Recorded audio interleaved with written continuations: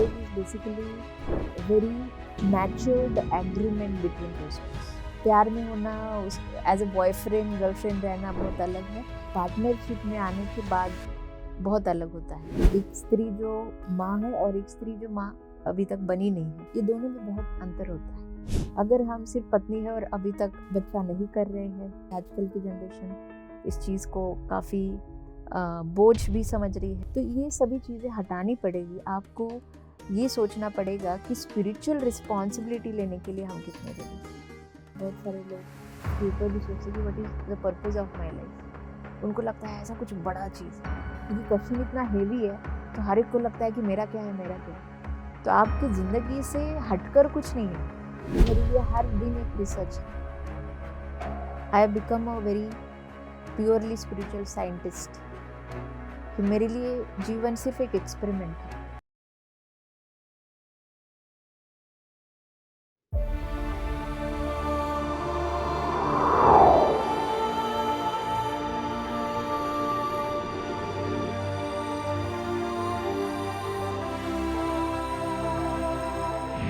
मेरा ध्यान का अनुभव है कि मैं जब पैदा हो रही हूँ तो मेरे बाजू में पत्री जी है और बुद्ध है, कि मैं देख रही हूँ मेरी मॉम मुझे कैसे बर्थ दे रही है, मैं अंदर हूँ।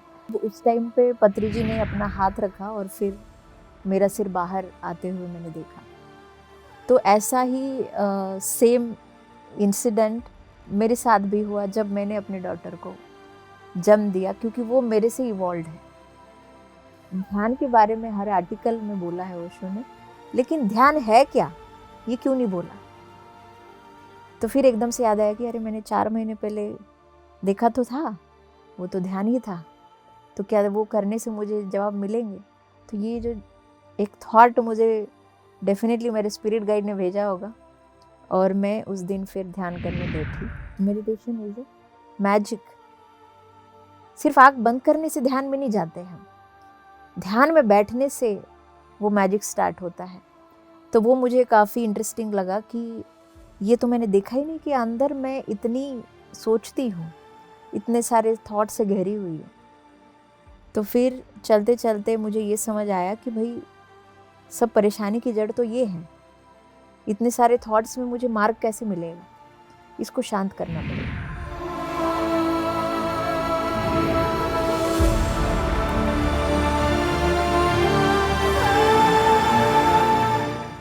नमस्कार मित्रों, पीएमसी हिंदी के खास कार्यक्रम आत्मा की यात्रा में आप सभी का स्वागत है।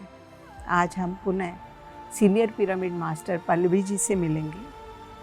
किस प्रकार जीवन के अंदर हमें अपना जीवन साथी चुनना चाहिए, गृहस्थ जीवन कैसे होना चाहिए, संसार में निर्वाण जो पत्नी जी हमेशा कहते हैं, किस प्रकार हमें एज ए पेरेंट अपने बच्चों की ग्रोथ में मददगार होना चाहिए, और किस प्रकार एक स्त्री अपनी पूरी शक्तियों को जान पाए।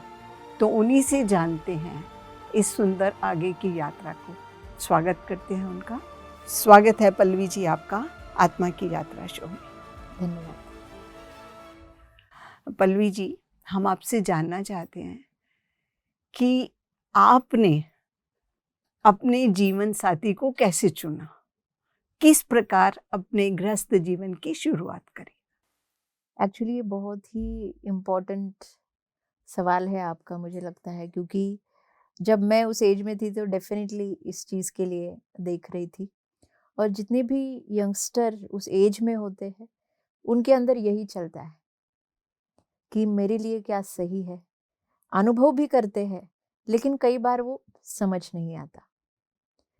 जहाँ पर मुझे लगता है ध्यान ही आपको ऐसे फेज़ में सबसे ज़्यादा मदद करता है। इसलिए मैं भी जब अपने 20s में थी तो मुझे भी यही चाह थी, क्योंकि मैं ध्यान में ऑलरेडी आ चुकी थी, और मेरा इंटेंशन था कि मुझे भी कोई मेडिटेटर ही मिले, कोई पिरामिड मास्टर ही मिले, और मेरी शादी पत्री जी के हाथों से हो। यही मेरा संकल्प था, और ढूंढ रही थी, मुझे ये पूरा विश्वास था कि सब कुछ पत्री जी मेरा देख रहे तो ये भी वही देख लेंगे। तो इस भरोसे मेरा जर्नी चला है अभी तक और उस टाइम पर भी।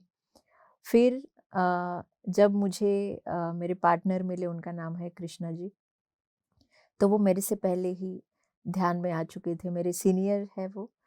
तो उनसे मैं 2006 में ही शिरडी के महायज्ञ में मिली थी।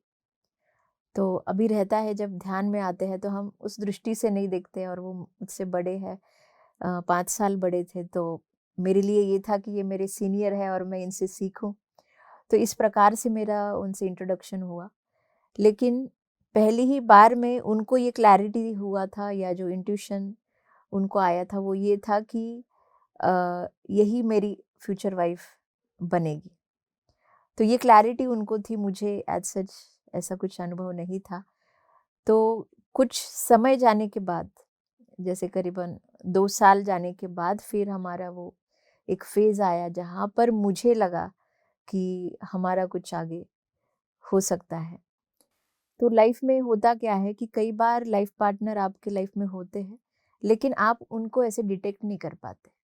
इसके पीछे की रीज़न भी मैं बोलती हूँ कि इसके पीछे भी एक कार्मिक रीज़न होता है। तो मेरे लिए कार्मिक रीज़न ये था कि भले ही उनको कुछ अनुभव आया हो, लेकिन मुझे नहीं था। या फिर वो जो हम जिसे योग भी कहा जाता है अलग भाषा में, वो योग क्यों नहीं आते, या फिर कार्मिकली वो योग कैसे आते हैं। तब मैं उस समय पे किसी और के साथ इंगेज थी। तो मैंने एज सच इसीलिए उनको उस टाइम पे उस नज़रिए से नहीं देखा। लेकिन जब 2 साल के बाद मेरा जो कार्मिक चीज़ उस इंसान के साथ जिनके साथ में थी, वो क्लियर होने के बाद फिर मुझे ये दिखे। तब तक मुझे कुछ एज सच ऐसे कोई अ, खुद के लिए इंट्यूशंस रिसीव नहीं हुए उनके लिए। तो 2 साल के बाद जब मैं ये होमवर्क मैंने कंप्लीट किया और आगे बढ़ी, तब आगे की क्लैरिटी आई, और तब लगा कि शायद जो इंटेंशन मैंने रखा है, उसका जवाब यही हो सकता है। फिर एज़ यूजुअल हमने एक-दूसरे को समय दिया, लव प्रपोज़ल्स हुए, और दोनों के साइड से यही था कि चलो हम एक-दूसरे को जानते हैं, फिर आगे देखते हैं कि क्या है हमारे लिए। लेकिन इसके बारे में भी उनको ज़्यादा क्लैरिटी थी कंपेयर टू मेरे, क्योंकि अ, मैंने ये देखा है कि इस केस में मेल को ज़्यादा क्लैरिटी आती है पार्टनरशिप के मामले में। और मेरा ये टेक था कि नहीं, मैं पहले रिसर्च करूँगी कि मैं आपको क्यों चुनूँ। तो I was not that ready to get into marriage completely, और मुझे चाहिए थे अनुभव कि हम एक-दूसरे की ज़िंदगी ना बर्बाद करें, हम एक-दूसरे को आखिर तक सपोर्ट करें, उसका भी प्रूफ़ मुझे स्पिरिचुअली मिले। तो इसके लिए मैंने पास्ट लाइफ़ रिसर्च चालू करें कि हम एक-दूसरे को सपोर्ट कैसे कर सकते हैं, क्यों करें, हम दोनों के कनेक्शन का, सोल कनेक्शन का क्या बैकग्राउंड है। और उस रिसर्च के बाद देन आई वाज़ 99% श्योर कि यही इंसान है जिनसे मुझे शादी करनी चाहिए। लेकिन उसके बाद भी जो 1% बचा था, वो था पत्री जी का स्टैम्प। फिर मैं पत्री जी से मिली। एक बार हम आंध्र प्रदेश में पिरामिड पार्टी का प्रचार कर रहे थे, तो वहाँ पे वेजिटेरियन रैलीज़ निकली हुई थी, और वेजिटेरियन रैली में सर चल रहे थे, और मैंने सर को देखा और सर ने मुझे उस रैली में खींचा कि चलो तुम भी चलो। तो फिर मैंने तब सर से पूछ लिया था कि सर, आप कृष्णा को जानते हैं जो दिल्ली में रहते हैं, तो कैसा रहेगा शादी के लिए? तो सर ने मेरी तरफ ऐसे देखा, फिर बोला, अच्छा आप सीरियस हो? तो मैंने बोला हाँ सर। तो फिर बोले, ठीक है करो। मैंने बोला नहीं सर, आप ठीक से बताओ, जो आप बोलोगे मैं वही फॉलो करूँगी। बोले हाँ, हाँ परफेक्ट है आपके लिए, आप आगे बढ़ो। तो ऐसे पत्री जी ने सिग्नल दिया। फिर उसके बाद अ, मई में हमने 2009 में पिरामिड वैली में पत्री जी के सानिध्य में उनके आशीर्वाद से पिरामिड मैरिज की। और इस प्रकार से यू नो लाइफ का मुझे लगता है पार्ट 2 स्टार्ट हो गया, कि जो चाहिए था वो मिल गया, कि हो सकता है, क्योंकि मेरे अंदर ये था कि मुझे ऐसी कोई लाइफ लीड नहीं करनी जहाँ पे मुझे ध्यान के लिए अपने पति से परमिशन मांगनी हो, या ध्यान प्रचार करना है तो भी किसी को बता के जाना हो। तो इस प्रकार से मैं बहुत क्लियर थी कि मुझे अपने लाइफ पर्पस को हार्म नहीं करना है, और वही मैनिफेस्ट हुआ। तो मुझे लगता है यंगस्टर को अपने इंट्यूशंस को फॉलो करना चाहिए और उस पे ही रहना चाहिए, क्योंकि देखो जो भी होगा अच्छा बुरा वो आपकी ही सोल प्लान के हिसाब से होगा, आप किसी को ब्लेम नहीं करेंगे। इसीलिए बचपन से भी मैं अपने मॉम को बोलती थी कि मम्मा मैं ना लव मैरिज करूँगी, मुझे अरेंज मैरिज पसंद नहीं है, क्योंकि अगर मैं दोष दूँ तो खुद को दूँ, अपने पेरेंट्स को ना दूँ।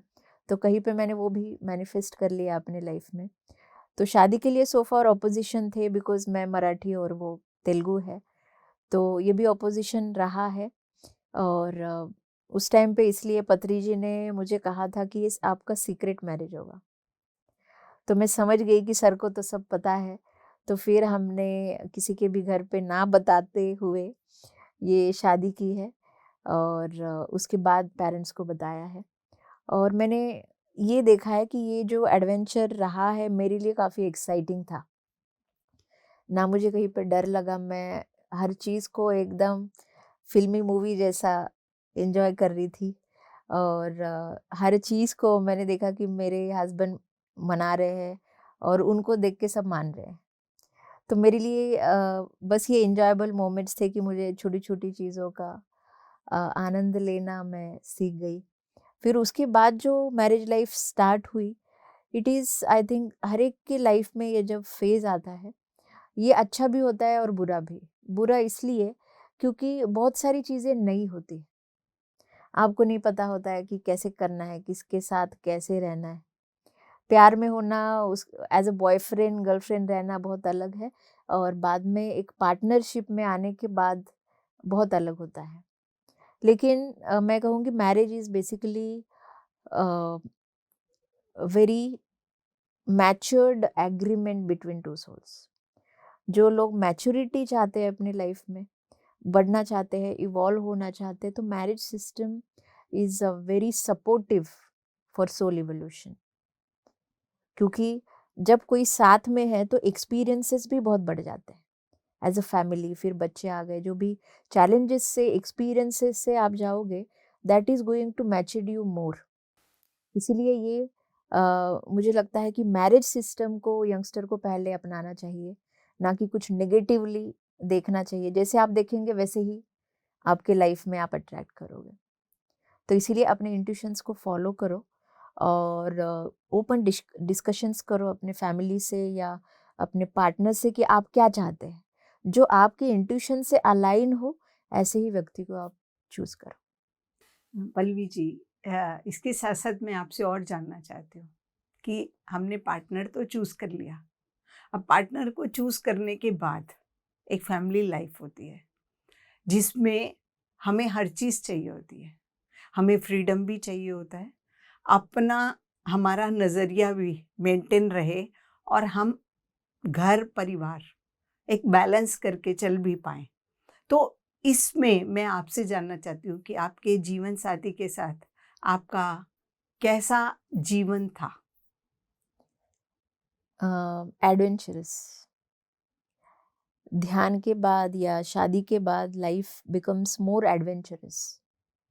बहुत सारे लोग मैरिज के बाद सोचते हैं कि अच्छा नहीं होता, या हम बंध जाते हैं, इस तरीके की अलग अलग कल्पनाएं करते हैं, या फिर बहुत सारे मैरिजेस में वो देखते हैं ऐसा। इसीलिए भी आज के जनरेशन का ये थॉट प्रोसेस है। लेकिन मुझे लगता है कि मैरिज जो है वो हमें हमारी स्पिरिचुअल जर्नी के लिए बहुत स्पीड अप कराती है। तो इसीलिए पार्टनर का होना या मैरिज करना, ये सिस्टम अच्छा क्यों है? जैसे मैंने एक्सपीरियंस किया है कि जो चीज़ें मुझे नहीं आती है वो मुझे मैरिज लाइफ में क्लियर दिखती है, या तो वो मुझे खुद से दिखने लगेंगी, या अगर मैं उसे इग्नोर कर रही हूँ तो पार्टनर मुझे दिखाएगा कि भाई देखो ये एरिया आपका अच्छा नहीं है, इसको इम्प्रोवाइज करो, राइट।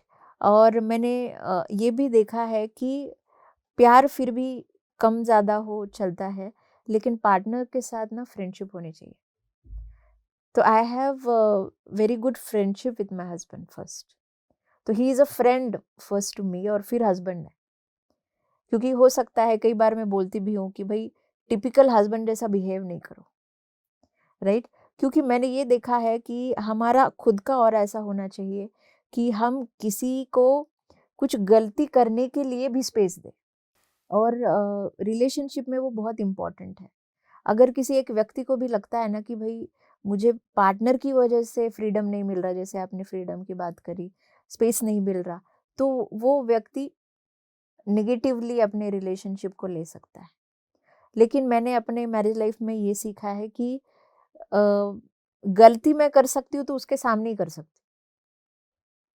जितनी गलतियाँ मैं करूँगी उतना ज़्यादा इवॉल्व्ड मैं हो उतना जाऊँगी। ज़्यादा सीखूंगी। Yes, and one of the example कि उसने जो मेरे साथ चालू किया कि जैसे मैं शादी करने से पहले ही क्लासेस वगैरह लेना चालू कर दी थी, लेकिन मैं शादी के बाद नॉर्थ में आ गई और उन्होंने मुझे हर जगह पे नॉर्थ में जगह जगह जाके क्लासेस लेने के लिए बहुत पुश किया।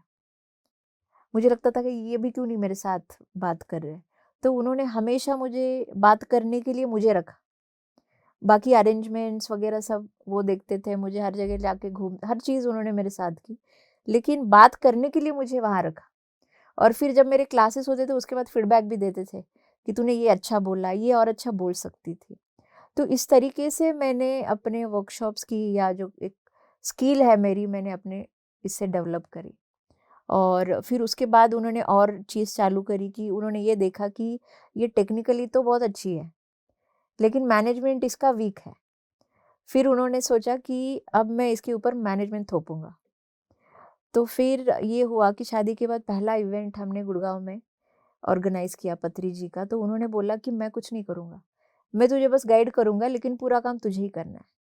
प्लेस भी तुझे ही देखना है, लोग भी तुझे ही लाने हैं, जो खाने का इंतज़ाम है वो भी करना है, हर एक ए टू ज़ेड चीज़ तुझे ही करनी है। मैं सिर्फ़ बताऊँगा अगर तुझे कुछ गाइडेंस चाहिए। तो मुझे बहुत बुरा लगा, मैंने सोचा ये हस्बैंड है कौन है कि मैं इतना अच्छा कर तो रही हूँ, लेकिन मुझे क्यों, जिसमें तुम अच्छे हो तुम वो चीज़ करो। लेकिन उन्होंने वो रोल नहीं किया और मुझे वो करने दिया। फिर मैंने सोचा कि चलो ये भी ट्राई कर लेते। तो इस तरीके से मैंने पत्री जी के भी एक मैनेजमेंट जो एक ऑर्गेनाइज़र होना चाहिए, वो मैंने स्टार्ट किया। और पहले जो ऑर्गेनाइज़ किया था उससे मैंने बहुत कुछ सीखा और तब मुझे समझ आया कि हमें हमेशा एक रोल में नहीं रहना चाहिए। अगर मैं क्लासेस ले रही हूँ, मतलब एक टेक्निकली मेरे पास नॉलेज है, तो मुझे मैनेजमेंट भी पता होना चाहिए। एक कंपनी तभी अच्छी चलती है जब आपको दूसरे डिपार्टमेंट का भी नॉलेज हो। तो तब मैंने दोनों भी हैंडल करना एज़ पर सिचुएशन मैं कर दी गई। और एक पीरियड आया कि मैं मैनेजमेंट में बहुत अच्छी हो गई। तो मैं उनकी गलतियाँ निकालने लगी, देखो ये तुम बेटर कर सकते थे, राइट? तो ये हमारा एक रहा है कि मुझे पता है कि मैं ऐसे फ्रेंडशिप में रो भी सकती हूँ, झगड़ भी सकती हूँ, डिमांड भी कर सकती हूँ, जो मैं हूँ, वो एक्सप्रेस कर सकती हूँ और मुझे वो चीज़ दिखाई देगी या बताई जाएगी जो मुझे इम्प्रोवाइज़ करनी है। तो ये हम दोनों के बीच यही बॉन्डिंग है कि अगर हम झगड़े भी करते हैं, ऐसा नहीं है, बहुत झगड़े करते हैं और बहुत स्पिरिचुअल वाले झगड़े होते हैं हमारे। हमारे झगड़े ये नहीं होते हैं कि कौन सही है, गलत है। झगड़े ये होते हैं कि क्या सही है, किसके मुँह से आ रहा है वो ज़रूरी नहीं है, लेकिन क्या ज़रूरी है, क्या सही है। तो जैसे कि सुबह अगर हमारा झगड़ा हो गया, तो जब शाम शाम हो जाएगी तो हम टर्न रहते हैं, मतलब ऑपोज़िट रहते हैं। मैं उसकी बात को एप्रिशिएट करूँगी, मानूँगी कि चलो भाई ये करते हैं और वो टर्न हो जाएँगे कि चलो भाई तुम्हारी वाली चीज़ को करते हैं। तो इस तरीके की एनर्जीज़ हम दोनों में है एज़ अ पार्टनर, जिसको मुझे लगता है कि वो बैलेंस होता रहता है। And balance is one of the most important thing in marriage life, कि आपको बैलेंस करना भी आना चाहिए और होना भी आना चाहिए। एंड यही मैंने सीखा है। संसार में निर्माण इसीलिए कहा है कि मध्य मार्ग पे चलो, खुद को बैलेंस करना सीखो, कब चुप रहना है, कब झगड़ना है। ये this is all part of enlightenment. फिर आप अपने हस्बैंड को एज़ अ हस्बैंड नहीं देखते। आप उसको एज़ अ एक पर्सनैलिटी नहीं देखते। आप फिर उसको सिर्फ़ एज़ अ सोल देखते हो कि जो मुझे क्या सिखाने आया है या फिर मुझे उसको क्या सिखाना है। तो basically it's all about self responsibility कि हमें अपने एनर्जी का क्या वर्क करना है। जी। तो ये सब ना हट जाता है। हस्बैंड है, कौन है, ये तो देखो एक एग्रीमेंट है। हमने सोल प्लान पढ़े हुए हैं, हमें पता है कि क्या होता है। हर लाइफ में अलग हस्बैंड है। तो ये बस एक एग्रीमेंट है।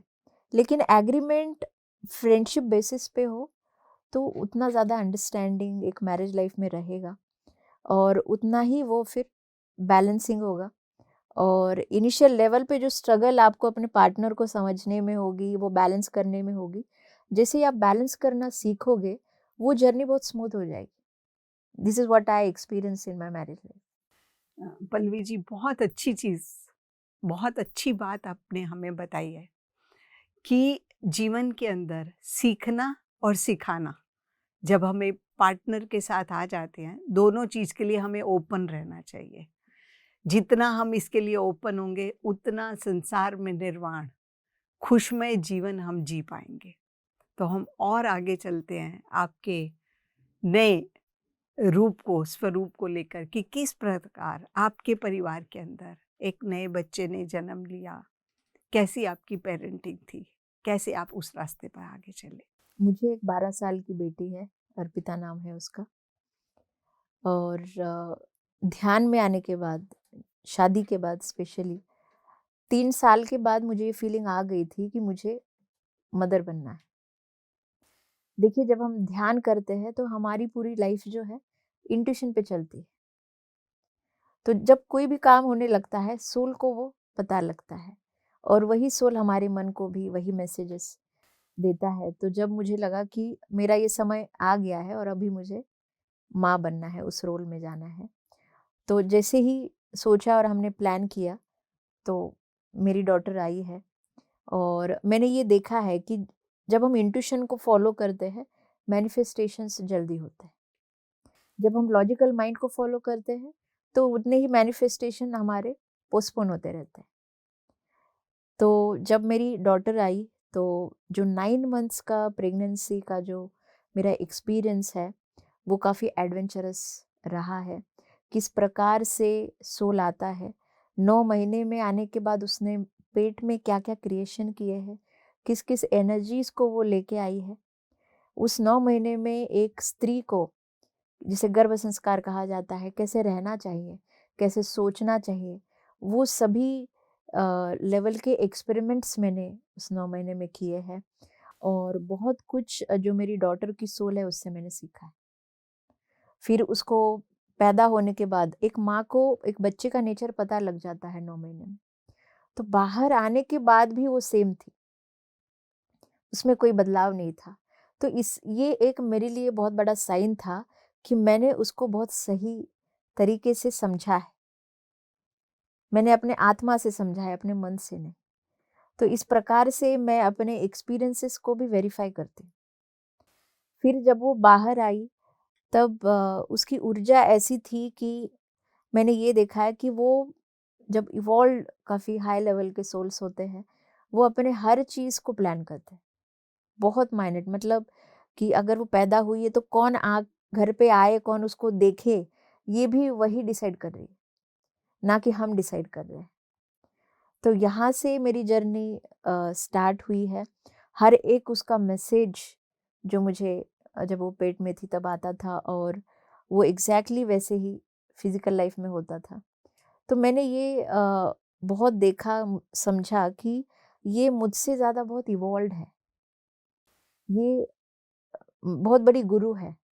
तो इसीलिए जब वो पैदा हुई ना, तो नाम तो उसे पत्री जी ने दिया अर्पिता, एक करीबन 3 हफ्ते के बाद। लेकिन मेरे मुँह से हमेशा उसको मैं मम्मा बुलाती हूँ। तो वो हमेशा पूछती है कि आप मेरी मम्मा हो, आप क्यों मुझे मम्मा बुलाते हो? तो उसके पीछे का मेरा रीज़न यही है कि मुझे नहीं लगता कि वो बेटी है मेरी। एक स्पिरिचुअल लेवल पे she is very evolved and expanded soul. तो मुझे वो मदर फीलिंग हमेशा दिया है उसने कि मैं बच्चा हूँ उसका। तो आई फॉलो दैट और मेरे मुँह से हमेशा उसे मम्मा ही बुलाती हूँ मैं। तो इस तरीके से बॉन्डिंग है हमारी, and she is very attractive, very silent और बहुत मैच्योर्ड है। अपने एक्सपीरियंसेस को कैसे लेना चाहिए वो अपने आप सीख रही है। जैसे आपने पेरेंटिंग के बारे में कहा, तो मैंने अपने ये 12 साल के पेरेंटिंग में यही सीखा है कि मैं उसको कुछ नहीं सिखा सकती। आपने जैसे कि कुछ खाना बनाया है, मुझे प्लेट में लाके दिया है, मैं बस टेस्ट करके बता सकती हूँ कि मुझे कैसे लगा है। It is same with her. मैं उसके लिए कुछ नहीं बना रही, मैं उसको कोई किसी भी लेवल का मार्गदर्शन भी नहीं कर रही। उसको सब कुछ पता है। बस उसको जब ज़रूरत है, तब मैं खा के बता रही हूँ कि भई मैं क्या सोचती हूँ। तो एक लेवल पे मैं ये भी बोलूँगी कि ये मार्गदर्शन भी नहीं है। जैसे हम किसी फ्रेंड को कुछ व्यूज़ देते हैं, अपने ओपिनियंस देते हैं, तो ये वो बॉन्ड है कि मैं एक एज़ अ मदर उसके ऊपर कुछ थोपना नहीं चाहती। मैं उसकी थॉट प्रोसेस को देखती हूँ कि मैं क्या सीख सकती हूँ उससे, मेरे लिए क्या है वहाँ पर। तो मैं उससे काउंटर क्वेश्चन करती हूँ कि अगर ये सिचुएशन है तो आप क्या करोगे? किस तरीके से बढ़ोगे? तो बहुत बार फिर मैंने ये देखा है कि वो अपने ही सोल को, अभी देखो माइंड तो सबको आता है, सबको फेस करना होता है, कि लेकिन मैं नहीं चाहती कि वो अपने सोल से जो कनेक्शन है, जो इस पीरियड में सबसे ज़्यादा हम डिस्कनेक्ट होते हैं, उसको वो लूज़ करे। तो हर एक माँ को मुझे लगता है ये 2 चीज़ें करनी चाहिए। सबसे पहले कि अपने बच्चे को ध्यान दे दो, और ध्यान देने के बाद उसको मतलब एक एज़ अ फ्रेंड लेवल पे, मदर लेवल पे ऐसे रखो कि उसको ना लगे कि आप उसको कंट्रोल कर रहे हो, डोमिनेट कर रहे हो, या फिर उसको जो चाहिए वो करवाना चाह रहे हो। उसको ये लगना चाहिए या दिखना भी चाहिए कि वो चल रहा है अपने हिसाब से, और हम सिर्फ़ एक सपोर्टिंग बॉडी है, सपोर्टिंग सिस्टम है।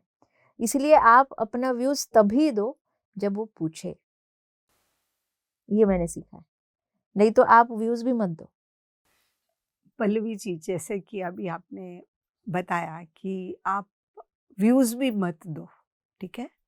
जब एक बच्चा ग्रो कर रहा होता है, तो हर पेरेंट चाहता है, चाहे जो उसने सीखा है, वो अपने बच्चों को बताए कि ये क्या है, वो क्या है। पर जिस भाषा में आप बता रहे हैं, आपने अपनी बेटी को एक फ्रीडम, वर्ड मैं यूज़ करती हूँ, कि फ्रीडम दिया ताकि वो अपनी इंट्यूशन को खुद समझ सके, और आपने अवेयरनेस रखी कि वो किस रास्ते पर चल रही है, ताकि उस रास्ते पे चलने के लिए उसी से ही क्वेश्चन करके उसकी डेवलपमेंट को और अच्छा किया जाए। तो क्या आपका कहने का ये तात्पर्य है? Yes, yes. क्योंकि हम अपने ही सोल नॉलेज को एक्सेस करते हैं। फॉर एग्ज़ाम्पल अगर मैं आपके पास आऊँ, अपना अनुभव लूँ, या मुझे आपसे कुछ गाइडेंस चाहिए, तब आप एकदम से मुझे गाइडेंस ना देते हुए मुझसे ही पूछना चाहिए कि मुझे क्या महसूस हो रहा है, मुझे क्या सही लग रहा है, क्या गलत लग रहा है। तब आप मुझे कन्फर्म ज़रूर कर सकते हैं कि हाँ, आप सही कर रहे हैं, आप करो। या फिर कहीं सही नहीं है तो आप बोल सकते हो कि तुम ऐसे भी सोच सकते हो, इसके ऊपर सोचो। ऑप्शन देते हैं यस, सिर्फ, यस। थोपते नहीं उसके थोपते ऊपर नहीं से। हैं हम उसके ऊपर। जी। और ये दिखाना चाह रहे हैं, एक्सेस कराना मतलब क्या, कि उससे ही क्वेश्चन करना, ताकि हम अपने ही सोल नॉलेज को एक्सेस करें, उसको बाहर निकालें, ना कि किसी ने बोला है इसलिए करें। जो आपकी अपनी नेचर थी, आपका अपना स्वभाव था कि हर चीज को आप खुद से अनुभव करना चाहते थे, वही आप आगे अपने बच्चे को देना चाहते हो, ताकि वो अपने अनुभव से सीखे और आगे बढ़े। जी, बहुत अच्छी बात है Pallavi ji. As a parent हम सबको ये काम करना चाहिए, ताकि वो सोल अपनी ओरिजिनलिटी को खुद समझ पाए, क्या वो क्यों आई, क्या करना चाहती है, जो भी वो चीज़ें लेके आई उनको वो खुद आगे लेकर बढ़े। पल्लवी जी, जैसा कि हमने सुना है, संत महात्माओं ने भी, देवी देवताओं ने भी ये एक बताया है कि स्त्री के पास ऐसी शक्तियां हैं, वो अपने में पूर्ण है, हर तरह से पूर्ण है, उसके पास हर प्रकार की शक्ति है। उसको वो कैसे जागृत करे और कैसे उसका उपयोग करे, क्या आपने अपने जीवन में इसका अनुभव किया है? जी, ये बहुत ही सुंदर सवाल है आपका। और उससे रिलेटेड ही जो हम बात कर रहे हैं कि एक मैरिज लाइफ का अनुभव करना, एक मदरहुड का अनुभव करना, ये सबसे बड़े अनुभव है उस जर्नी के। जब हम एक आत्मा स्त्री का शरीर धारण करके आ रही है, तो एक मदर बनना, एक पत्नी बनना सबसे बड़े रोल्स है वहाँ पर। किसी की बेटी तो हम बन ही जाते हैं, लेकिन किसी की पत्नी बनना, फिर एक माँ बनना, ये चॉइस है। लेकिन जब उस चॉइस को हम अपनी पॉजिटिविटी से भर देते हैं और उसको सीखने के दृष्टिकोण से देखते हैं, तभी हमारी ये जो स्त्री शक्ति है, जिसे हम कहते हैं इस कॉन्सेप्ट को, वो और बाहर आती है। मैंने अपने जर्नी में देखा है कि ये जो इवोल्यूशन है शादी से लेके अभी तक का, या फिर मदरहुड से लेके अभी तक का, ये 2 चीज़ें मेरे लिए सबसे ज़्यादा अवेकनिंग रही है। स्पेशली मदरहुड, बिकॉज़ ये बोला जाता है कि मदर बनना मतलब एक एक प्रकार से दूसरा जन्म है स्त्री का, क्योंकि आपका शरीर भी बदल जाता है। एक इतने हज़ारों पेन से वो जाती है, उस यातनाओं से जाती है, तो वो एक प्रकार से नया जन्म होता है, शरीर के लिए भी, मन के लिए भी और आत्मा के लिए भी। आत्मा के लिए इसलिए क्योंकि हम आत्मा के बहुत पास चले जाते हैं। आप कभी भी देखिए कि एक स्त्री जो माँ है और एक स्त्री जो माँ अभी तक बनी नहीं है, ये दोनों में बहुत अंतर होता है। उनकी एनर्जीज़ बदल जाती है। क्यों? क्योंकि वो सोल इवॉल्व्ड हो गया। उसने उसका अनुभव कर लिया, मातृत्व का अनुभव कर लिया। तो एक पत्नी का रोल, एक मातृत्व का रोल, इनसे हमारी जो स्त्री शक्ति है, ये पूर्ण स्वरूप में आ जाती है। अगर हम सिर्फ पत्नी है और अभी तक बच्चा नहीं कर रहे हैं या उसको एक्सेप्ट नहीं कर रहे, आजकल की जनरेशन इस चीज़ को काफ़ी बोझ भी समझ रही है कि बच्चे नहीं चाहिए या फिर बहुत सालों बाद चाहिए, राइट? तो ये सभी चीज़ें हटानी पड़ेगी। आपको ये सोचना पड़ेगा कि स्पिरिचुअल रिस्पॉन्सिबिलिटी लेने के लिए हम कितने रेडी। तो तभी हम उस एक्सपीरियंसेस को एक एडवेंचरस वे में देख सकते हैं और सीखने के वे से देख सकते हैं। तो मैंने ये देखा है कि जैसे हम इवॉल्व होते हैं, हमारा शरीर तो एज के साथ बदल ही रहा है, लेकिन जो स्त्री शक्ति है वो पूर्ण कैसे होती, इसको मैंने अनुभव किया है। स्पेशली जब हम मातृत्व का एक्सपीरियंस लेके जाते हैं, जब मैं माँ बनी और उसके बाद जो मेरे फेजेस इवोल्यूशन, मेरे सोल इवोल्यूशन में स्टार्ट हुए, उसमें मैंने ये देखा कि हर एक रूप या हर एक तत्व या हर एक क्वालिटी हर एक सोल में होती है। जो नहीं है उसको सीखने हम आते हैं। लेकिन अगर मुझे ये पता चल रहा है कि ये मेरा आखिरी जन्म बन सकता है, अगर मैं ऐसे कुछ सोल के फेज में खड़ी हूँ, तो तब मैंने इन चीज़ों को, इस एनर्जी को एक्सेस करना चालू कर दिया कि मेरे साथ और क्या चीज़ें हैं। किस प्रकार से अगर मैं खुद को आगे लेके जा रही हूँ, मुझे मज़े आ रहे हैं, मुझे ध्यान अनुभव आ रहे हैं, लेकिन मेरे आजू-बाजू में क्या हो रहा है? मेरे पति के क्या अनुभव है? मेरे बेटी के क्या अनुभव है? क्या मैं अपना रोल अच्छे से कर रही हूँ या कहीं पे चूक रही हूँ? उन लोगों के साथ-साथ फैमिली मेंबर हो या जितने लोग मेरे सोसाइटी में रह रहे हो, मेरे सानिध्य में रह रहे हो, मैं उनके लिए किस प्रकार से एक माध्यम बन सकती। तो फिर वहाँ पे बहुत बड़ा रोल आता है कि एनवायरनमेंट चेंज, माइंडसेट चेंज हो जाता है कि अब ये सीख लिया था कि ध्यान में आके कि प्रचार करने हो, तो पहले से कर रही थी। लेकिन रोल ऐसे चेंज हुआ कि पहले हर जगह पे भाग-भाग के ध्यान प्रचार हो रहा है, क्लासेस हो रहे हैं, ये सब। लेकिन मातृत्व आने के बाद कुछ रिस्पॉन्सिबिलिटी जब आपके पास आती है, तब मैंने ये देखा कि पत्री जी ने मुझे ये बोला था कि पहले 1 साल जब अर्पिता आई, तो 1 साल आप कोई काम नहीं करोगे। अब कोई ध्यान प्रचार नहीं करोगे, कहीं पे भागोगे नहीं, पूरी तरीके से 1 साल अपने बच्चे को ही डेडिकेट करोगे। ये पत्री जी ने बोला था मुझे। क्योंकि 1 साल जब बच्चा आता है, तो 1 साल उसके लिए बहुत इम्पोर्टेंट फ़ेज़ होती है, बहुत नाज़ुक स्थिति होती है, उसको टाइम देना पड़ता है। तब मैंने 1 साल जैसे ही हुआ, वैसे ही पत्री जी को बोला कि सर अब 1 साल हो गया, अब मैं बोर हो रही हूँ। तो सर ने बोला हाँ हाँ काम पे लग जाओ। तो फिर जो ध्यान प्रचार हुआ या जो भी मैंने बाद में प्रोग्रेस किया, उसमें मैंने ये देखा कि मैंने कैसे अपने ही ऊर्जा को, एक स्त्री शक्ति को यूज़ किया कि मैं किसी प्लेस से बंधी हुई नहीं हूँ। मतलब कि कहीं पे जाके ही ध्यान प्रचार होगा ऐसा नहीं है। तब मैंने ये डिजिटल जो पावर है जो आज अभी बहुत ज़्यादा हो गई है, तब मैंने इसको समझना चालू किया। तब मैंने ये समझा कि भई मैं जो करना चाहती हूँ एक जगह पे रह के भी बहुत अच्छे तरीके से कर सकती हूँ, बल्कि ज़्यादा कर सकती हूँ। ताकि मैं अपने मदर रिस्पॉन्सिबिलिटी को भी रखूँ, अपने एज़ अ फैमिली रिस्पॉन्सिबिलिटी को भी रखूँ और अपने लोक कल्याण के इस कार्य में भी अपना योगदान देती रहूँ। तो इस तरीके से मैंने अपने स्किल्स को बदला और ये सब कुछ उसका ही एक्सेसिबल एनर्जी था, जो हम स्त्री शक्ति की बात कर रहे हैं, कि मैंने किसी चीज़ को एक्सक्यूज़ नहीं बनाया। तो ये मैंने सीखा और यही जाना कि ये स्त्री शक्ति है, जो अपने आप में पूर्ण है। अभी जो मैंने एक अपनी लाइफ के फेजेस क्रॉस किए, उसकी वजह से ये पूर्ण स्वरूप ले रही है, जो पूर्ण है, लेकिन मैं उसको देख पा रही हूँ। इसीलिए वो एक-एक करके, एक-एक स्किल, एक-एक हमारा जो एक्सपर्टाइज़ ऑलरेडी सोल ने किया हुआ है पास्ट लाइव्स में, वो भी बाहर आने लगता है। तो बेसिकली हमारी पूरी जर्नी भी ऐसी होती है कि जो हम सीखे हैं, उस टाइम पे वो हम और ज़्यादा एक्सेस करते हैं। तो ये एक्सेस करने की जो जर्नी है, ये फॉरएवर है। ये कहीं ख़त्म नहीं होगी।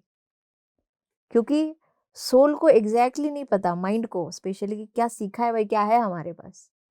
लेकिन ध्यान की ही मदद से, ध्यान एक ऐसी सीढ़ी है, उसको पकड़-पकड़ के प्लस गुरु के मार्गदर्शन से हम चलते रहते हैं और इसको कब पूरा कर देते हैं, इस स्वरूप को जान जान लेते हैं, वो हमें पता भी नहीं चलता। तो इसलिए हर एक स्त्री को अपनी शक्ति का अनुभव करना ही है, तभी मतलब बनेगा इस शरीर में आने का, स्त्री के शरीर में आने का, क्योंकि इट्स अ गिफ्ट। आगे हम जानना चाहते हैं आपसे पल्लवी जी कि मैंने सुना है कि आपने बहुत सी बुक्स भी पढ़ी हैं, ठीक है?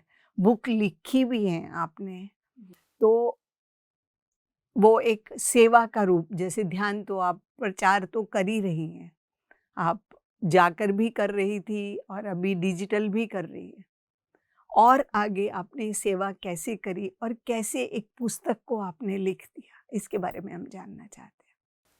पत्री जी ने अपने 18 प्रिंसिपल्स में किताबें पढ़नी चाहिए, हमें खुद अपने ध्यानानुभव लिखने चाहिए, ऐसा एक प्रिंसिपल डाला हुआ है और जिसे सभी पिरामिड मास्टर्स फॉलो करते हैं। स्पेशली ये जो सिद्धांत है, ये बहुत गहरा सिद्धांत है हमारे सोल इवोल्यूशन के लिए। क्योंकि मुझे लगता है पत्री जी ऐसे गुरु थे जिन्होंने बोला कि सबको पढ़ो, सबसे ज्ञान लो। नहीं तो मैंने अभी तक सिर्फ ऐसे गुरुओं को देखा जो बहुत रिजिड थे, जिन्होंने सिर्फ अपने ज्ञान का ही प्रचार किया, अपने ही तत्वों को आगे बढ़ाया। फॉलोअर्स ही ज़्यादा जी, बनाए। जी, फॉलोअर्स ही ज़्यादा बनाए। लेकिन पत्री जी ने उस चीज़ को तोड़ दिया। उन्होंने बोला, जाओ बाबा जी से भी सीखो, जाओ योगानंद से भी सीखो, जाओ ऐसे सभी गुरुओं से सीखो जो स्पिरिचुअली सही ज्ञान दे रहे हैं। तो ज्ञान लेने के इसमें हमें कंजूस नहीं होना। इसलिए उन्होंने बहुत सारी किताबें पढ़ी और हमसे पढ़वाई। क्योंकि वैसे तो मैं बहुत अच्छी रीडर थी पहले से, लेकिन जब से मेडिटेशन में आई तो मैं बहुत ही पागलों की तरह किताबें पढ़ती हूँ। मतलब एक किताब ली तो जब कब खत्म होगी इस स्पीड में मैं पढ़ती हूँ। क्योंकि उसमें इतनी सारी चीज़ें होती है कि मुझे क्या लेना है उससे, अगर मुझे एक पॉइंट भी मुझे मेरे लिए मिल गया, तो ये समझती हूँ कि मैंने माउंट एवरेस्ट चल लिया। तो इस प्रकार से जो किताब है वो हमें अनुभव करवाती है। तो किताब एक सबसे बड़ा अनुभव का माध्यम है। इसे माध्यम की तरह देखिए, तभी आप इसे अपने डे टू डे लाइफ में अपना पाएँगे। ना कि इसको किसी का बोला हुआ कोई रूल समझिए। पत्री जी के सिद्धांत कोई रूल्स नहीं है। ये ऐसे प्रिंसिपल्स है जिनको हम बहुत आसानी से अपने जीवन में ढाल सकते हैं। तो इस तरीके से ध्यान प्रचार जो है वो अलग-अलग माध्यम से हो सकता है, अलग-अलग रोल के द्वारा हो सकता है और हमारे रोल भी चेंज होते रहते हैं। हमारा उद्देश्य है लोगों को सेवा देना, फिर वो मेरे ज्ञान के माध्यम से हो, मेरे शब्दों के माध्यम से हो, फिर किताब के माध्यम से हो या किसी जगह जाके ध्यान करवाने के माध्यम से हो, किसी को सिर्फ फ़ोन में टेक्स्ट करने के माध्यम से हो या फिर सोशल मीडिया पे कुछ अच्छा आर्टिकल डालने के माध्यम से हो। वो माध्यम कुछ भी हो सकता है, जिसे हम आज के डेट में बहुत आसानी से कर सकते हैं, कुछ एक्स्ट्रा एफर्ट्स नहीं है। लेकिन इसके पीछे चाहिए हमें इंटेंशन। इंटेंशन ही हमें कर्म करवाता है, इंटेंशन ही हमसे पर्पस करवाता है। तो आज हमें ये समझना है कि पर्पस जो है, बहुत सारे लोग इसके ऊपर भी सोचते हैं कि what is the purpose of my life. उनको लगता है ऐसा कुछ बड़ा चीज है, ठीक है, बहुत बड़ी पिक्चर होती है कि भाई पर्पस ऑफ लाइफ क्या है, क्योंकि क्वेश्चन इतना हेवी है तो हर एक को लगता है कि मेरा क्या है, मेरा क्या है। तो आपकी जिंदगी से हटकर कुछ नहीं है वो। आपका पर्पस ऐसा नहीं है कि वो आपके साथ ना हो, वो आप में है, हो सकता है छुपा हुआ है, जिसको ध्यान बाहर लेके आता है, जहाँ पर आपकी थॉट प्रोसेस है उसको बाहर लेकर आती है। तो वैसे ही महाअवतार बाबा जी भी मेरे गुरुओं में से एक, पत्री जी के बाद महाअवतार बाबा जी हैं, जिन्होंने मुझे बहुत कुछ चीज़ें जो मैं खुद को करने से रोकती थी, ऐसी चीज़ें उन्होंने मुझसे करवाई है। फिर वो किताब लिखने का सबसे बड़ा उदाहरण है कि हमेशा सोचती थी कि लिखूंगी, लिख नहीं पाती थी। आज लिख दिया, कल मुझे लगता था कि नहीं, अभी मूड बदल गया मेरा, ये अच्छा नहीं लग रहा। तो इस प्रकार से मैं खुद के साथ कभी जस्टिस नहीं कर पाई। लेकिन जब महाअवतार बाबा जी आए और उन्होंने चैनलिंग करी और उन्होंने बोला कि भाई ये लोक कल्याण के लिए, अभी तुम भाग नहीं सकती, क्योंकि जब तक चीज़ें पर्सनल रहती है हम भाग सकते हैं, लेकिन जब कुछ चीज़ लोक कल्याण के लिए आती है तो आप कब तक भागेंगे, क्योंकि वो जिम्मेदारी आपको दिखती है। तो इस माध्यम से उन्होंने मुझसे अ, ये किताब करवाई, कन्वर्सेशंस विद महाअवतार बाबा जी। और उसके बाद ही अ, एक, जो हम स्त्री शक्ति के बारे में बात कर रहे थे, मेरे ऐसे बहुत सारे स्वरूप को मैंने खुद अनुभव किया है कि कैसे मेरे भीतर एनर्जीज चेंज हो रही है, कैसे मुझे उसको बाहर की दुनिया में लेके आना है, किस माध्यम से लेकर आना है, क्या वो एनर्जी वर्क पूरा हो रहा है, सिर्फ भौतिकता से नहीं तो भौतिकता से परे एक सूक्ष्म स्तर पर भी उसका क्या महत्व है। ये मैंने बहुत गहराई से जानना चालू किया, स्पेशली बाबा जी के अनुभव के बाद। और हर एक दिन, मतलब मेरे लिए हर दिन एक रिसर्च है। I have become a very purely spiritual scientist, कि मेरे लिए जीवन सिर्फ एक एक्सपेरिमेंट है। जैसे हम स्कूल में एक सीखने के लिए जा रहे हैं, मेरा वही एटीट्यूड रहता है, ये मेरी लाइफ नहीं है, वो मेरा जा चुका है वहां से, कि ये तो मेरी एक्सपेरिमेंटल लाइफ है, कि भाई ये करने से ये हो रहा है, यहाँ से कर्म भाग के यहाँ पे चुकता करना पड़ रहा है। तो ये it's all part of the soul research. तो बेसिकली मेरा जो माइंड है ये बहुत रिसर्च ओरिएंटेड है, और जिसके लिए मैं खुद को भी समय देती हूँ। जैसे पत्री जी ने भी हमें सेल्फ लव सिखा के गए हैं। कई बार मैंने मदरहुड में ये भी देखा कि मदर बनने के बाद ना हम खुद को बहुत निग्लेक्ट करते हैं, खुद की हेल्थ को, खुद के खाने को, खुद की किसी भी तरीके से ख्याल रखने को।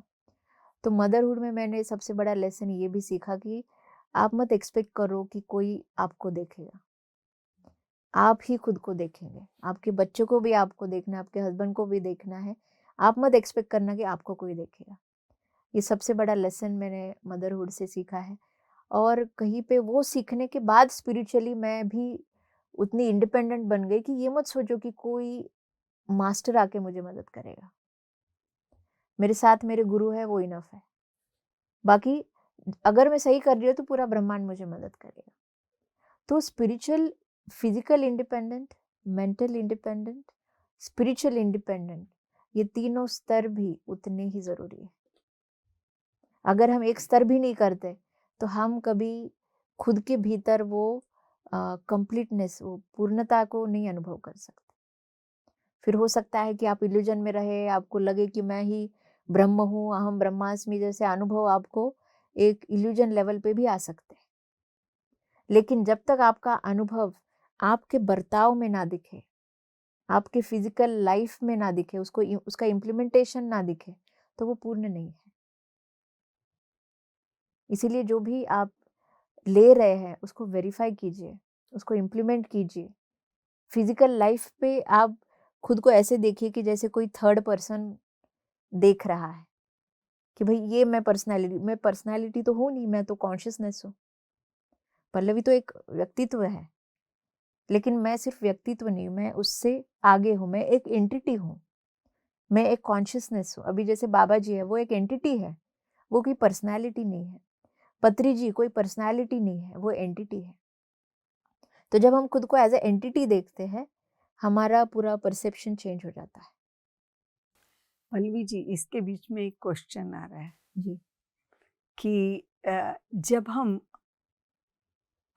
कुछ समझ लेते हैं, कुछ सीखते हैं, पर हम उसका अनुभव भी करना चाहते हैं, बट हम प्रैक्टिकल जीवन के अंदर, संसार में बहुत सी सराउंडिंग्स के साथ आते हैं, और उन सराउंडिंग्स में ज़रूरी नहीं है कि जो आपका अनुभव है वो एक्सेप्टेबल हो। वो आपके तक तो ठीक है, आपकी सेटिस्फेक्शन है वो ठीक है, बट ऐसा कोई अनुभव आपकी लाइफ में आया हो जो आप तो करना चाहते हो या आप सेटिस्फाइड हो उसके लिए, ठीक है, बट आपको बाहर से और चैलेंजेस मिले, हालांकि वो चैलेंजेस आपको रिफाइन कर रहे हैं और अधिक आपको जो परिपक्व बनाने में हेल्पफुल हो रहे हैं, बट ऐसा मैं जानना चाहती हूँ कि कोई ऐसा चैलेंज आपकी लाइफ में आया?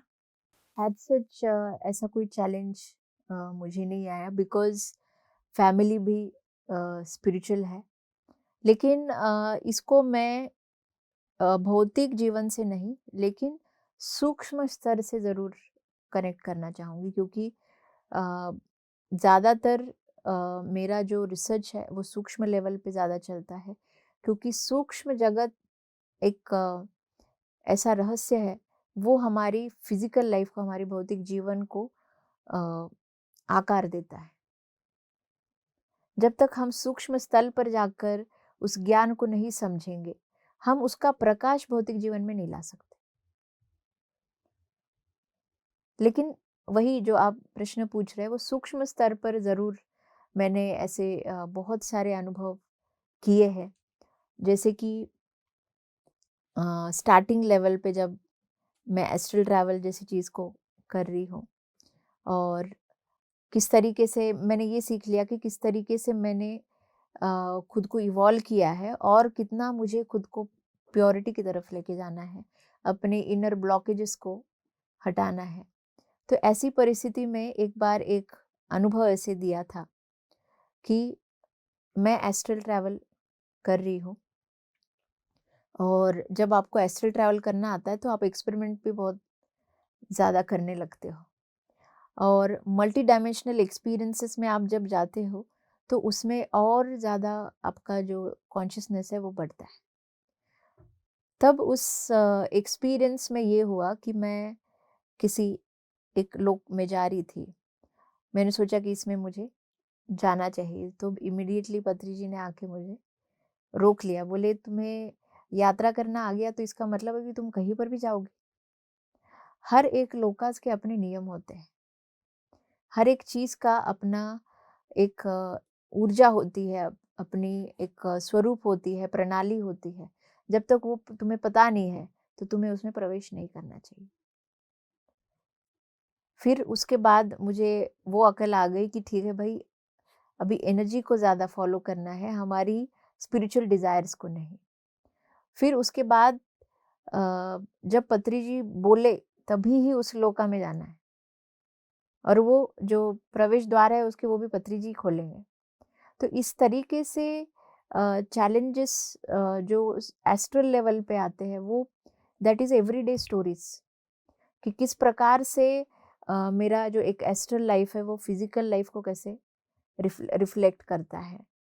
जैसे कि अगर एस्ट्रली कुछ नेगेटिव एनर्जी है, नेगेटिव अटैक अगर मेरे ऊपर हो रहा है तो उसका रिफ्लेक्शन फिजिकल लाइफ में आएगा।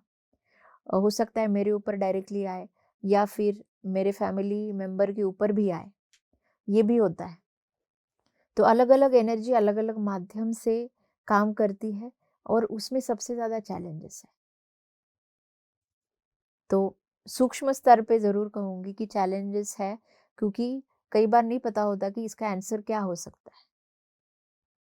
तो ऐसी जगह पे हमें वही सेम आंसर कि हमें अपने इंट्यूशन को फॉलो करना है। इंट्यूशन को फॉलो करना है, Yes. साथ में सरेंडर होकर चलना है। यस, सबसे इम्पोर्टेंट चीज है। यस। ठीक है ना। एक और क्वेश्चन है इसके साथ रिलेटेड कि जब हम इतना आगे बढ़ने लग जाते हैं, हमें फिजिकली भी सेटिस्फाइड हो गए, मेंटली भी सेटिस्फाइड हो गए, हम स्पिरिचुअली भी आगे बढ़ते चले जाते हैं, तो इसके पीछे एक स्लाइट सा ईगो जो बहुत बार स्टैंड करता है, उसके प्रति आपका कोई अनुभव हो तो उसको आप शेयर करिए। ये एक्चुअली सबसे बड़ा समझने वाला एरिया है, जिसे मुझे लगता है हर एक को समझना चाहिए या देखना चाहिए। एक एक बहुत अच्छा एक उदाहरण मैं आपको दूंगी कि ईगो के स्वरूप समझने को हमें टाइम लग जाता है।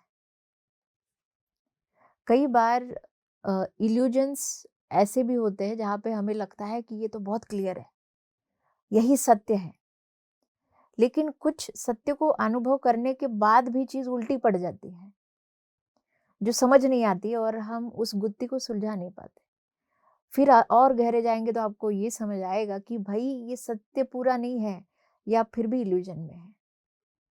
एक एग्जाम्पल मैं देती हूँ कि मेरे लाइफ में एक्सपीरियंसेस ऐसे रहे हैं कि मुझे कई बार बिट्रेयल एक्सपीरियंसेस ज़्यादा है इस लाइफ में, और ये एक्सपीरियंसेस ऐसे लोगों को आते हैं जो सात्विक या शुद्ध सात्विक होते हैं, मतलब जिनकी अच्छाई उनको भारी पड़ जाती है।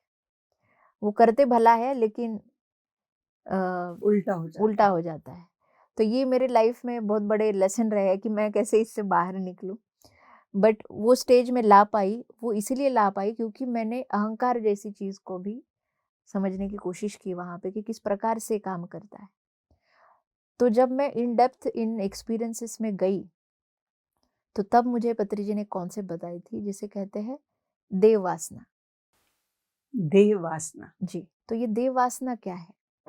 अभी कुछ ऐसा नहीं कि ध्यान करने के बाद मुझे एक्सपीरियंस बिट्रेयल की एक्सपीरियंस नहीं है, ध्यान करने के बाद भी मेरे ये लोगों के साथ एक्सपीरियंसेस है कि लोगों को पूरी क्लैरिटी देने के बाद भी, समझाने के बाद भी, इम्प्लीमेंट करने के बाद भी उनका ये बिट्रायल एटीट्यूड रहा है मेरी तरफ, या ओवर एक्सपेक्टेशन मुझसे इन शॉर्ट रहे हैं।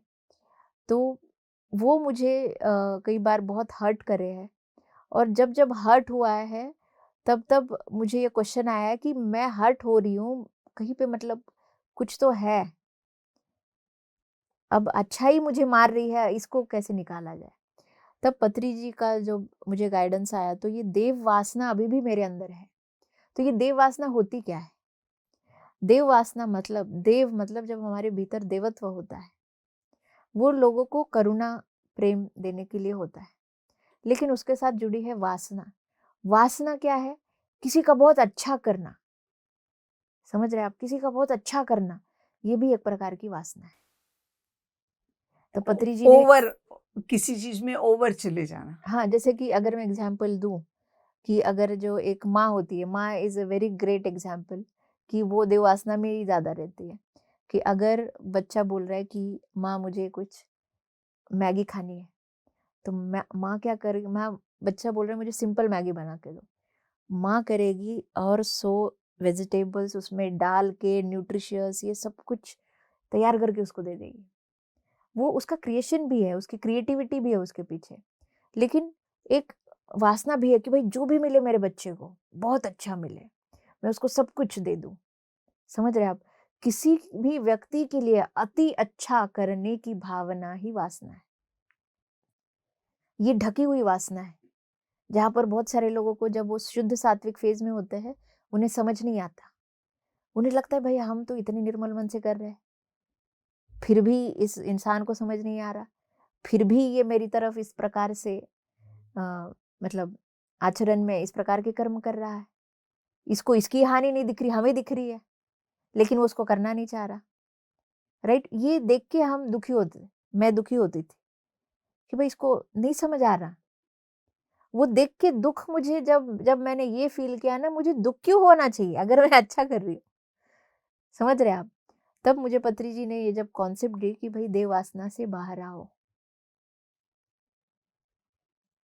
तब मैंने अपने इस शुद्ध सात्विक वाले फेज को कंप्लीट किया है। बहुत बहुत मुश्किल लगा है, बहुत पेनफुल था इस फेज को क्लियर करना, क्योंकि हमारा एक आत्मा का उद्देश्य है निर्गुण में जाना। तमोगुण, रजस गुण, सात्विक, शुद्ध सात्विक, ये चारों फेज को आपको एक्सपीरियंस करके निर्गुण में जाना है, क्योंकि आत्मा तो निर्गुण है। आत्मा बोल रही, मन कर रहा है अच्छा, आत्मा बोल रही है जो सही उतना ही कर, कोई भी चीज अति नहीं करो। किसी को जब तक मदद, इसलिए पत्री जी बोलते थे ना, कोई मदद मांगे तभी करो। लेकिन वो एक्सपीरियंस के बाद, सर के उस देव वासना के कॉन्सेप्ट के बाद, आई बिकम सो क्लियर कि कैसे एग्जैक्टली कितना नमक किस सब्जी में डालना है। ज्यादा पड़ गया तो भी नहीं खा सकते हैं, कम पड़ गया तो भी अच्छा नहीं लगेगा। वैसे ही है हमारे कर्म भी, जितना जरूरी है उतना ही डालो, उसमें अवेयरनेस लाना। तब मैंने खुद को उस सेक्शन से हटा के निर्गुण वाले सेक्शन में पाया है कि निर्गुण में कितना रिलीफ है, निर्गुण में ही सब कुछ, हम हर चीज से मुक्त है।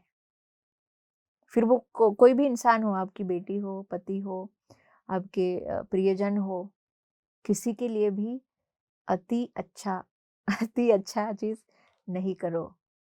जितना उन्होंने पूछा है उतना ही करो, जितना धर्म बनता है उतना ही। अब मैं आपसे एक लास्ट क्वेश्चन और करना चाहती हूँ कि हम जिस मंच पे बैठे हुए हैं, ये मंच पीएमसी हिंदी ने हमें दिया है।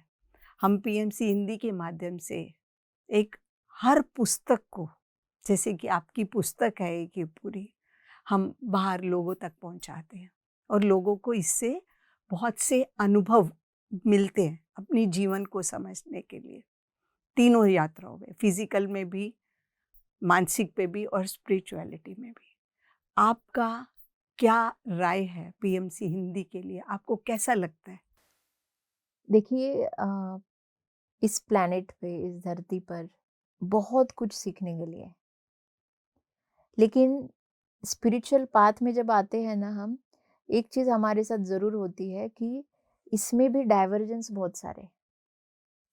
जब हम स्पिरिचुअलिटी की तरफ अट्रैक्टेड होते हैं, बहुत सारी किताबें हम लाइब्रेरी में देख रहे हैं, बुक शॉप में देख रहे हैं, सभी अच्छी लग रही है, लेकिन नहीं पता कि सही क्या है। राइट? क्योंकि किताबों को हमने एक शुद्धता के माध्यम से, ज्ञान के स्वरूप में ही देखा है, इसलिए हमें कई बार ये समझ नहीं आता कि क्या इसमें भी सही हो सकता है। गलत कुछ नहीं है किसी भी किताब में, लेकिन सही चुनना भी एक कला है, मुझे लगता है। और इसीलिए हर एक इंसान का जो विजडम है वो वैरी करता है। इसीलिए हर एक गुरु भी अलग अलग एनलाइटनमेंट के लेवल पे है, सभी एक लेवल पे नहीं है, अलग अलग स्तर पे अलग अलग गुरु हैं, तो वो उनका सोल इवोल्यूशन है।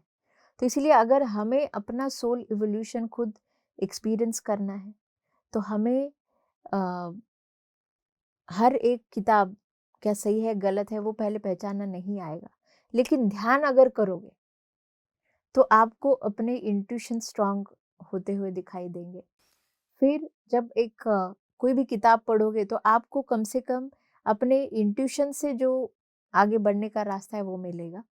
और इससे ही रिलेटेड मैं ये कहूँगी कि पीएमसी हिंदी एक ऐसा एक एनर्जी का सोर्स है, ऐसा एक इंफॉर्मेशन का सोर्स है, एक ऐसा नॉलेज का प्लेटफॉर्म है जहाँ पर आके आप एक्सपेरिमेंट भी कर सकते हो, आपको वैलिडेशन भी मिलेंगे, आपको कंफर्मेशन मिलेंगे, आपको ध्यान एक्सपीरियंस मिलेगा, आपको वो हर चीज़ करने के लिए मिलेगी जिसको आप देख रहे हो। मतलब पीएमसी हिंदी ऐसा है कि आप यूट्यूब चालू करके देख लो, सब मास्टर्स को सुन लो, तो आपको हर ऑलमोस्ट सभी क्वेश्चंस के जवाब ज़रूर मिलेंगे।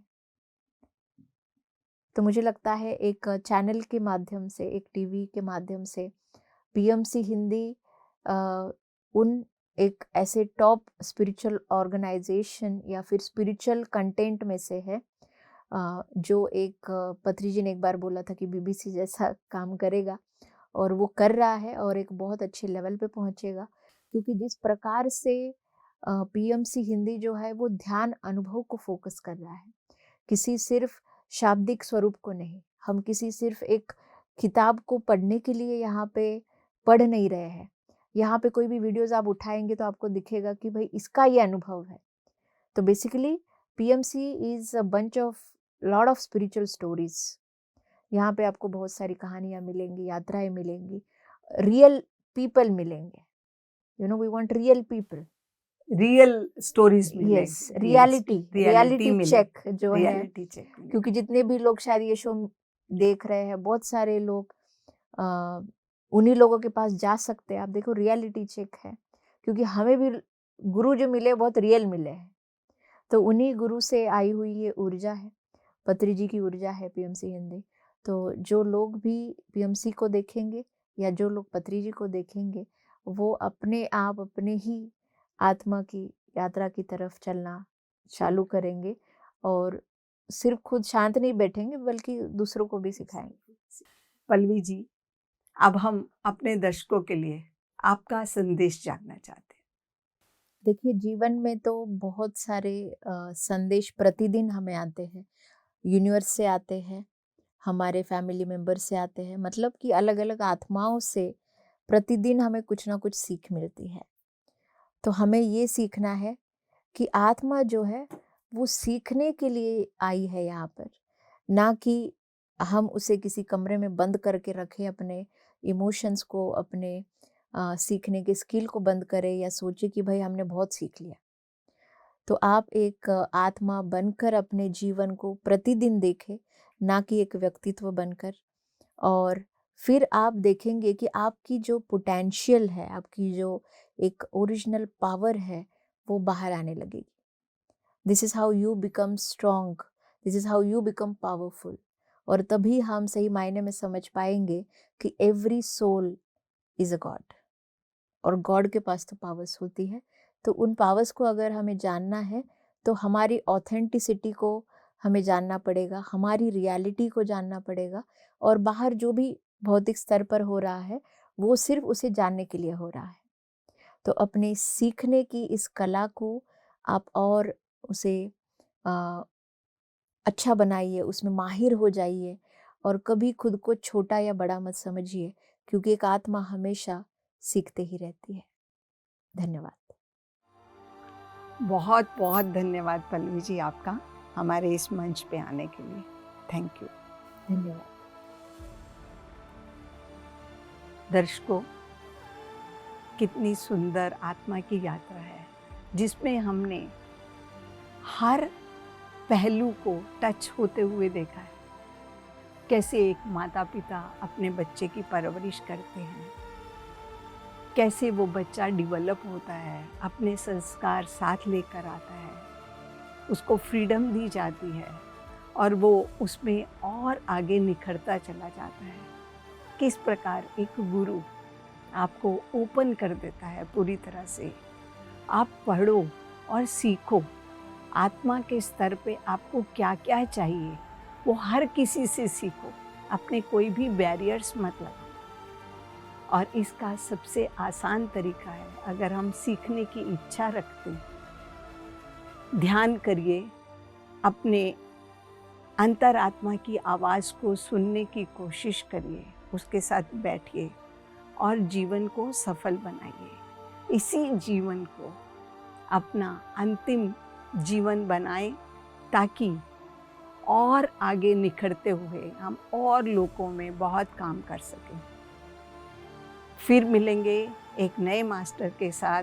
बने रहिए हमारे साथ आत्मा की यात्रा शो में। तब तक के लिए आपसे आज्ञा चाहते हैं। धन्यवाद।